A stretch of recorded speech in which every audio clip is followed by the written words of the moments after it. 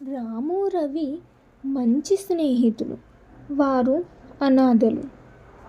రాము రవి కంటే చిన్నవాడు కావున రవి రామును కంటికి రెప్పలా చూసుకునేవాడు. వారు ఎంతో స్నేహంగా ఉండేవారు.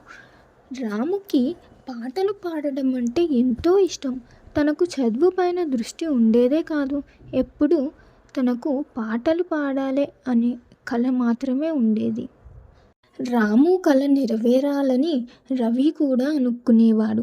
రాముని ఎలాగైనా పాటలు పాడేలా చెయ్యాలని పెద్ద ఈవెంట్స్ జరుగుతున్న చోటుకు వెళ్ళి తన స్నేహితుడైన రాము ఉన్నాడని, తనకు ఒక అవకాశాన్ని ఇవ్వండి, తాను బాగా పాటలు పాడుతాడని డైరెక్టర్స్ని అందరినీ అడిగేవాడు. చాలా బ్రతిమాలేవాడు. ఒకరోజు రవి ఆ పాటలు పాడే అతని దగ్గరికి వెళ్ళి కాళ్ళ మీద పడ్డాడు. అతని యొక్క తపనను చూసి సరే అని రాముకి ఒక ఈవెంట్లో ఒక అవకాశాన్ని ఇస్తాడు. రాము భయపడుతుంటే రాముకు ధైర్యాన్ని ఇస్తాడు రవి. తనని మంచిగా పాట పాడాలి అని ఎన్నో మాటలు చెప్పి తనలో ధైర్యాన్ని నింపాడు.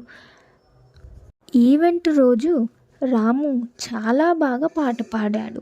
అది విన్న అందరూ తనని ఎంతో అభినందనలు ఇచ్చారు. అప్పటి నుంచి తనకు మంచి అవకాశాలు రావడం మొదలయ్యాయి. రాముకి మంచి పేరు వచ్చింది. తన స్నేహితుడు రాము యొక్క మంచి పేరును చూసి తనను అందరూ అభినందనలు తెలపడం చూసి రవి మురిసిపోయేవాడు. రవి రాము కోసం వంటలు చేసేవాడు. తనను ఎంతో మంచిగా చూసుకునేవాడు. రాముకి మంచి పేరు రావడంతో చాలామంది స్నేహితులు అయ్యారు. కానీ రవి తనకు చెప్పేవాడు మంచి వాళ్ళతో మాత్రమే స్నేహం చెయ్యమని. కానీ స్నేహితులు వచ్చినప్పటి నుంచి రాము రవిని సరిగ్గా పట్టించుకోవడం లేదు. మరియు రాము స్నేహితులు రవిని చూసి ఎగతాళి చేసేవారు. ఒకరోజు పెద్ద ఈవెంట్ జరిగింది. అందులో రాము పాటలు పాడాడు. తనకు ఇంత మంచి స్థాయి రావడానికి కారణం ఎవరు అని అడిగితే రాము తన స్నేహితుడైన రవి పేరు చెప్పలేదు. కానీ తనకు తరువాత పరిచయమైన స్నేహితుల పేరు చెప్పాడు. అప్పుడు ఆ మాటలను విని రవి గుండె పగిలిపోయింది. తన పేరు చెప్పకపోయినా పర్వాలేదు కానీ ఏమీ సహాయం చెయ్యని వారి పేరు చెప్పాడు అని చాలా బాధపడ్డాడు. రవి బాధతో అక్కడి నుంచి వేరే గ్రామానికి వెళ్ళిపోయాడు.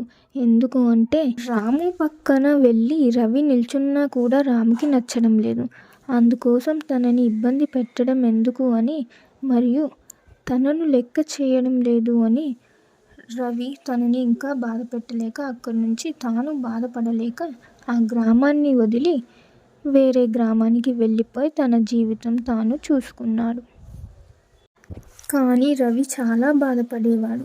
చిన్నప్పటి నుంచి అంతా చూసుకున్నప్పటికీ తనకు ఒక స్థాయి రాగానే రవిని మర్చిపోయాడు అని. కానీ రవి చాలా మంచివాడు. తన యొక్క స్థాయిని చూసి ఆనందపడ్డాడు. మరియు రాముకి ఇబ్బంది కలుగుతుందని తానే దూరంగా వెళ్ళిపోయాడు వేరే గ్రామానికి. తరువాత రాము స్నేహితులు రాముకి తాగుడు అలవాటు చేశారు. తాగించి తనను నమ్మించి తన ఆస్తి మొత్తం లాగేసుకున్నారు. రాముని రోడ్డుపాలు చేశారు. ఒకరోజు రవి ఆ గ్రామానికి వచ్చాడు.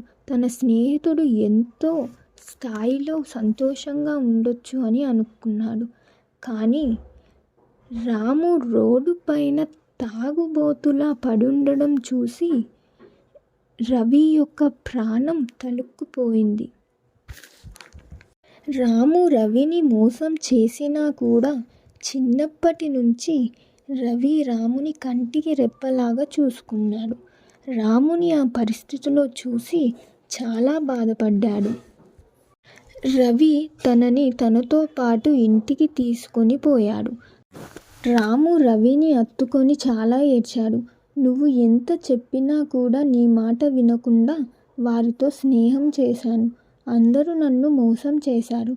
నేను నిన్ను అవమానించి మోసం చేశాను. అందుకు నాకు ఈ శిక్ష పడింది. నన్ను క్షమించు రవి అని క్షమాపణ కోరాడు. రవి రాముని ఓదార్చాడు. రవి రాముతో ఒక విషయం చెప్పాడు.